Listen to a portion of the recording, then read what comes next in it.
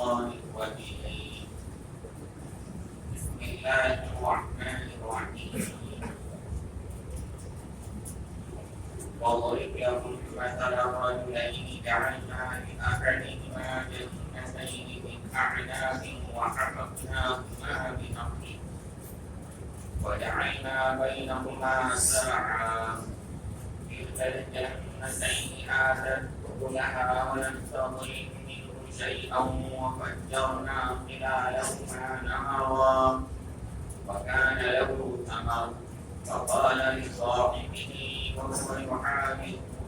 أنا أكثر منك مالا وأعز نفرا ودخل جنته وهو ظالم لنفسه قال ما أظن أن تبيد هذه أبدا وما أظن الساعة قائمة ولئن رددت إلى ربي لأجدن خيرا منها منقلبا قال له صاحبه وهو يعامله أكفرت بالذي خلقك من تراب ثم من نطفة ثم سواك رجلا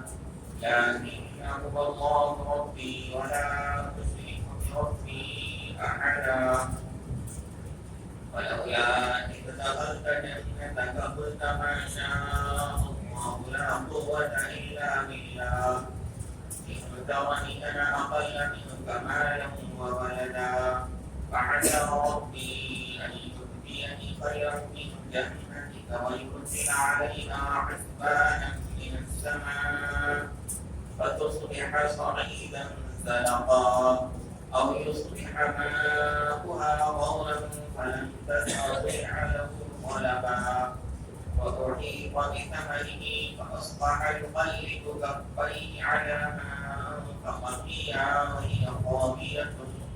وهي خاوية على عروشها ويقول يا ليتني لم أشرك بربي أحدا ولم تكن له فئة ينصرونه من دون الله وما كان منتصرا هنالك الولاية لله الحق هو خير ثوابا وخير عقبا. یہ سورہ کہف کا ایک رکوع ہم نے تلاوت کیا.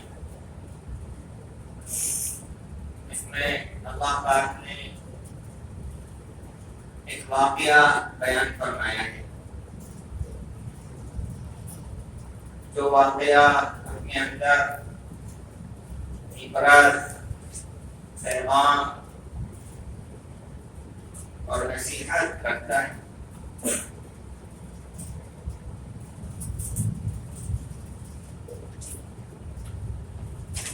دو طرح کے انسان ہوتے ہیں،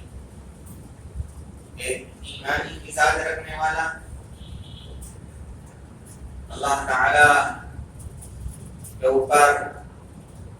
آخرت کے اوپر یقین رکھنے والا، اور ایک ہوتا ہے جو انانیت میں، غرور میں، تکبر میں مبتلا ہوتا ہے، اپنی دولت پر، اپنی وجاہت، اپنی جاہ و حشمت پر اس کو غرہ ہوتا ہے. تو ان دونوں نمونوں کے ساتھ اللہ تبارک و تعالیٰ کا معاملہ کیا ہوتا ہے، اس کو اس واقعے کے ذریعے سے سمجھا جا سکتا ہے. فرمایا وَضْرِبْ لَهُمْ مَثَلَ الرَّجُلَيْنِ، آپ مثال پیش کیجئے. یہ مثال ہے، یعنی جو شخص بھی اس مزاج کا ہوگا اس کا یہ حال ہوگا. رجلین، یہ دو لوگ تھے. جعلنا لأحدهما جنتين من أعناب، ہم نے ان دو ساتھیوں میں سے ایک کو دو باغ دیے تھے، انگور کے. دو باغ انگور کے. فحففناهما بنخل، اور دونوں باغوں کو کھجوروں سے گھیر دیا تھا،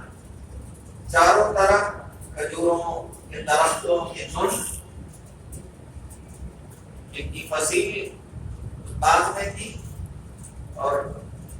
انگور کے باغ بیچ میں، وجعلنا بینہما زرعا، اور دونوں باغوں کے بیچ میں کھیتی بھی بڑی لمبی چوڑی، جس میں دوسرے اناج اور غلے پیدا ہوتے تھے۔ تو انگور ہے، کھجور ہیں، اور کھیتی باڑی ہے، اور دو باغات اور بڑے لمبے چوڑے۔ کلتا الجنتین آتت اکلہا، دونوں باغ اپنے پھل خوب دیتے تھے، خوب پیداوار ہوتی تھی، خوب انگور، کھجور، مونگ پھلی، گیہوں، چنا، جو ہر طرح کی کھیتی باڑی خوب ہوتی تھی۔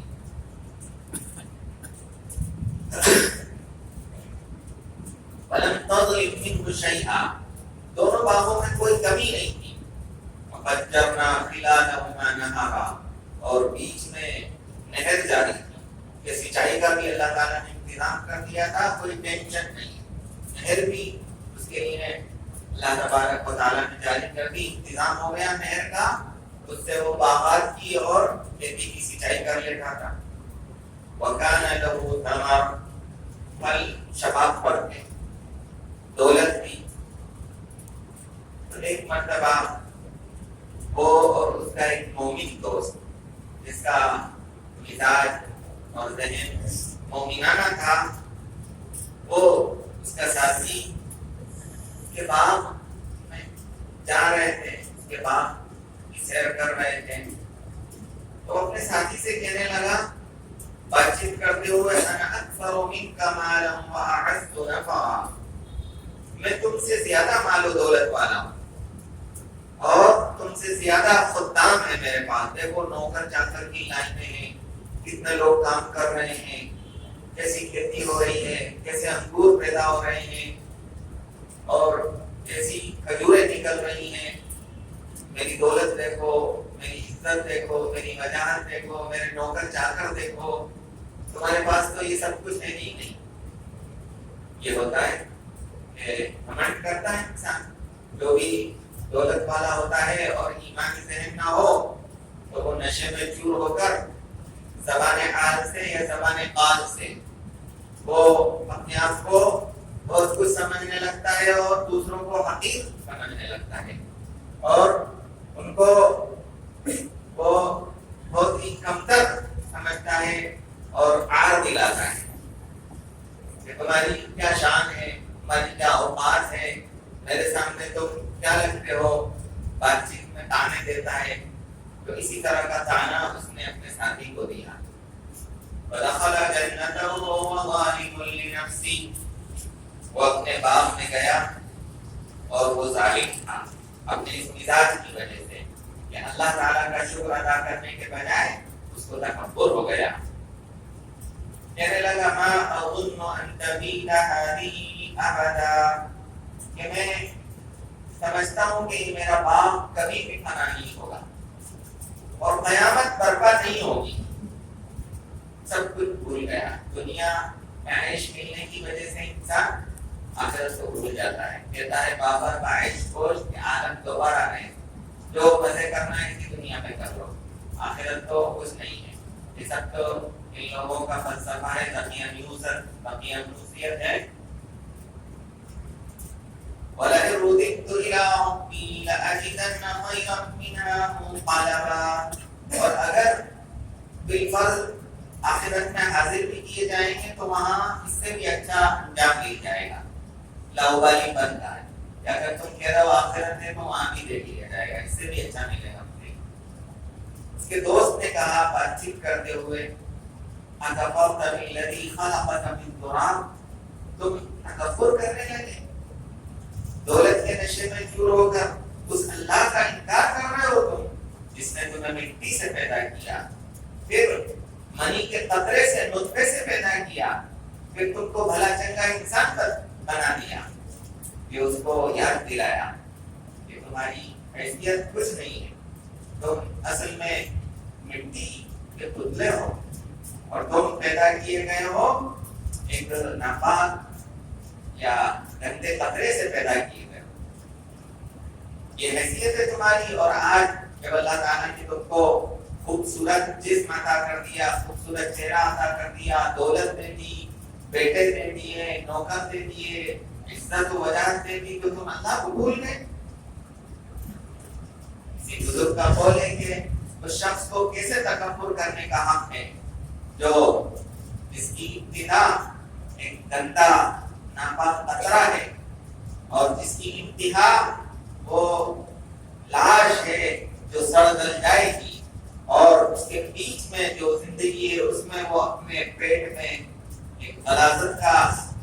ایک ڈھیر لے کر چلتا ہے۔ تو ابتدا بھی اس کی بہت ہی حقیر اور انتہا بھی اس کی بہت ہی زیادہ قابل رحم اور قابل افسوس، اور بیچ میں بھی وہ کوئی ایسا نہیں ہے کہ بالکل صاف ستھرا ہو، بلکہ اپنے پیٹ میں کتنی غلاظت اس کے ہوتی ہے۔ تو اللہ تبارک و تعالیٰ کو کیوں بھول جاتا ہے انسان؟ اس کی کیا مجال ہے، اس کی کیا حیثیت ہے، اس کی کیا شان ہے کہ تکبر کرے انسان کی؟ تو کہہ رہا ہے کہ کیا تم اس اللہ کا انکار کر رہے ہو جس نے تم کو مٹی سے پیدا کیا ہے اور نطفے سے تم کو بنایا ہے، پھر تم کو ایک اچھا اور خوبصورت اور طاقتور انسان بنا دیا؟ میں تو اس اللہ کو مانتا ہوں، کوئی میرا رب ہے، ولا اشرک بربی احدا، اور میں اس کے ساتھ کسی دوسرے کو شریک نہیں ٹھہراتا ہوں۔ ہونا تو یہ چاہیے تھا کہ جب تم اپنے باغ میں داخل ہوئے اور باغ کو دیکھ رہے ہو لہلاتا ہوا، کھیتی باڑی شباب اور عروج پر ہے، انگور بے شمار ہے اور کھجور ہے اور پودے ترقی پر، تو تم کو باغ کو دیکھ کر کہنا چاہیے تھا ماشاء اللہ لا قوت الا باللہ، اللہ نے جو چاہا وہ ہوا، یہ اللہ ہی کے چاہنے سے ہوا ہے، اللہ کے علاوہ کوئی کر نہیں سکتا۔ انسان میں طاقت اور قوت نہیں ہے اگر اللہ تعالیٰ عطا نہ کرے تو، جو کی ترقی دیتا ہے وہ اللہ تعالیٰ دیتا ہے۔ لا قوت الا باللہ، جو ہوا اللہ تعالیٰ کے کرنے سے ہوا، ہماری کوئی اس میں طاقت اور قوت نہیں، ہمارا کوئی کمال نہیں۔ یہ ہے مومنانہ جملہ۔ اس نے کہا میری یہ حیثیت اور میرا یہ باغ اور تم کچھ نہیں، یہ کافرانہ ہے یہ الفاظ، یہ جملے، یہ سائیکالوجی، یہ ہم بھی غور کر سکتے ہیں کہ کہیں ہمارے منہ سے تو نہیں نکلتی ایسی باتیں کہ تکبر کی باتیں، جرم کی باتیں، دعوے، دوسروں کو تانے۔ اور مومنانہ شان کیا ہے؟ اگر کوئی نعمت دیکھے تو کہے الحمدللہ ماشاء اللہ، جو ہوا اللہ کے کرنے سے ہوا، ہماری کوئی اس میں کوئی تعریف نہیں ہے، تعریف اللہ کی ہونا چاہیے۔ میرا کوئی کمال نہیں ہے، کمال اللہ تبارک و تعالیٰ کا ہے، یہ صرف زبان سے نہ ہو بلکہ یہ رگ و ریشے میں یہ حقیقت سمائی ہوئی ہو مومن کے، زبان سے بھی ایسے ہی الفاظ نکل رہے ہوں اور اس کے عمل سے بھی اسی کا اظہار ہو رہا ہو۔ تو اس نے کہا کہ ہونا یہ چاہیے تھا کہ جب باغ کو تم نے دیکھا کہ اتنی ترقی پر ہے، اتنے عروج پر ہے، تو تم کہتے ہیں ماشاء اللہ لا قوت الا باللہ، جو کیا اللہ نے کیا، اس کے بغیر کوئی کمال حاصل نہیں ہو سکتا، کوئی خوبی حاصل نہیں ہو سکتی۔ کہا انا اقل منک مالا وولدا، اگر تم مجھے کم سمجھ رہے ہو مال کے اعتبار سے اور اولاد کے اعتبار سے، میری کوئی حیثیت نہیں ہے تمہارے سامنے۔ مومن کہہ رہا ہے ٹھیک ہے میں تم سے کمتر ہوں، کوئی حیثیت نہیں ہے، لیکن مجھے امید ہے کہ میرا پروردگار مجھے تمہارے باغ سے اچھا باغ دے سکتا ہے، دنیا میں بھی اور آخرت میں تو دے گا ہی صحیح انشاءاللہ، مجھے امید ہے پوری کہ مجھے تمہارے باغ سے اچھا باغ دے گا اللہ تعالیٰ، آخرت میں اتنی اعلیٰ جنت دے گا کہ یہ تمہارا یہ باغ اور یہ جنت، جنت اسی کو کہتے ہیں باغ کو، تو فرمایا تمہاری جنت سے اچھی جنت مجھے دے گا اللہ تعالیٰ، مالا عین رأت، جو کسی آنکھ نے نہیں دیکھی، کسی کان نے نہیں سنا اور کسی دل پر خیال بھی نہیں گزرا، ایسی ایسی نعمتیں وہاں ہوں گی۔ اور کہیں ایسا نہ ہو جائے، مجھے ڈر ہے کہ تم جو جملے بول رہے ہو، تم جو بات کر رہے ہو تکبر کی بات، جو تمہاری چال ڈھال ہے، جو تمہارا مزاج ہے، جو تمہارا منہج ہے زندگی کا، اس سے مجھے ڈر لگتا ہے کہ ایسے لوگوں پر اللہ کا عذاب آ جاتا ہے، آسمان سے کوئی آفت آ جائے گی تمہارے باغ پر تو تمہارا باغ بالکل سپاٹ چٹیل ہو جائے گا میدان، مجھے ایسا ڈر لگتا ہے۔ یا کہیں جو اس کا پانی ہے جو بہہ رہا ہے، نہر بہہ رہی ہیں، وہ نیچے بیٹھ جائے گا پانی اور تم اس کو لا نہیں سکتے پھر پانی کو۔ تو یہی ہوا، اس نے سمجھایا لیکن سمجھا نہیں، دولت کے نشے میں ہوتا ہے۔ ایک ایمان والا کہتا ہے اللہ تعالیٰ کو مانو، نماز روزہ یہ سب سمجھو، اللہ نے نعمتیں دی ہیں تو اس لیے دی ہے کہ تم اللہ کا شکر ادا کرو، اس لیے نہیں دی ہے کہ تم اپنے آپ کو سب کچھ سمجھنے لگو، اللہ تعالیٰ کو بھول جاؤ۔ یہ سمجھایا جاتا ہے لیکن سمجھ میں نہیں آتی ہے بات، تو پھر آخر میں وہی ہوتا ہے، وہ وہی کبھی ہماری آفت آئی اس کے باغ پر اور پھر وہ ہاتھ ملنے لگا، پورا باغ جل گیا، سپاٹ ہو گیا۔ کوئی آفت آئی جس کی وجہ سے وہ ایسا ہو گیا جیسے کچھ تھا ہی نہیں۔ اب وہ ہاتھ ملنے لگا کہ اتنی دولت میری چلی گئی، اتنا پیسہ میں نے خرچ کیا تھا، یہ باغ سب تباہ و برباد ہو گیا، وہ بالکل مردہ پڑا ہوا تھا۔ وہ کہنے لگا کاش میں اللہ کو مان لیتا، شرک نہ کرتا، وہ جو مومن نے مجھے سمجھایا تھا اس کو مان لیتا، اللہ کے ساتھ شرک نہیں کرتا، تکبر نہیں کرتا، کفر نہیں کرتا، بلکہ اللہ کو مان کے زندگی گزارتا، اللہ نے جو نعمت دی تھی اس کو اسی کا کمال سمجھتا اور اسی کے حکم کے مطابق استعمال کرتا، میری زندگی مومنانہ ہوتی تو اچھا رہتا۔ بعد میں افسوس بنتا ہے، اب کیا ہو جب چڑیا چپ گئی پھر، تو اب کبھی افسوس ملنے سے نہیں ہوتا ہے۔ ہاں اگر پھر بھی سدھر جائے انسان، اگر یہ اس نے واقعی دل سے کہا اور اگر پھر مومن بن گیا تو پھر اللہ تعالیٰ اچھی حالت کر دیتا ہے۔ وَلَمْ تَكُنْ لَهُ فِئَةٌ يَنْصُرُونَهُ مِنْ دُونِ اللَّهِ وَمَا كَانَ مُنْتَصِرًا، کوئی اس کے خادموں میں سے، اس کے نوکر چاکروں میں سے کوئی اس کی مدد کرنے کے لیے نہیں آیا۔ اللہ کا عذاب آیا تو سب تباہ و برباد ہو گیا، اس کا گھر بار دولت، اس کی جاہ و عزت سب لوگ دور ہٹ گئے، کوئی پوچھ نہیں رہا ہے۔ اس کو کل سب لوگ مانتے تھے، جی حضوری کرتے تھے، ایک رکن پر 10 لوگ کھڑے ہو جاتے تھے، اب کوئی مدد کرنے کے لیے نہیں آیا، اس کی کیا حیثیت ہے؟ سب لوگ اس سے دور بھاگ گئے، خود اپنی مدد کر نہیں سکا۔ هنالك الولاية لله الحق، تو یہاں یہ بتایا جا رہا ہے کہ اختیار اللہ تعالیٰ کو ہے، طاقت اللہ تعالیٰ کی ہے، حقیقت میں سب کچھ اللہ تبارک و تعالیٰ کے پاس ہے۔ انسان کو جو کچھ ملا ہے وہ اللہ تعالیٰ نے دیا ہے، اسی کے حکم کے مطابق اس کو استعمال کرنا چاہیے، اسی کو شکر کہتے ہیں۔ شکر کیا ہے؟ کہ اللہ نے جو دیا ہے، جسم دیا ہے، خوبصورتی دی ہے، مال دیا ہے، گھر بار دیا ہے، خاندان دیا ہے، عزت دی ہے، بیٹے دیے ہیں، تو اللہ کو مانو، اللہ تعالیٰ کا شکر ادا کرو، عبادت کرو اور ان چیزوں کو اللہ کی مرضی میں استعمال کرو، اللہ کی نافرمانی میں استعمال نہ کرو۔ وَخَيْرٌ ثَوَابًا وَخَيْرٌ عُقْبًا، وہ اللہ تعالیٰ ثواب اچھا دینے والا ہے اور انجام بھی اس کے پاس ہے، جو اس کو مانتا ہے اور جو ناشکری کرتا ہے اس کو اللہ تعالیٰ اسی طریقے سے تباہی و بربادی کے دہانے پر پہنچا دیتا ہے۔ اللہ تعالیٰ نے اس واقعے سے عبرت حاصل کرنے کی توفیق عطا فرمائے۔ ایک مثال بتائیے، ایسا ہی ہوتا ہے ہمیشہ، اسی طرح کے لوگوں کے ساتھ اسی طرح کا انجام ہوتا ہے۔ آخر دعوانا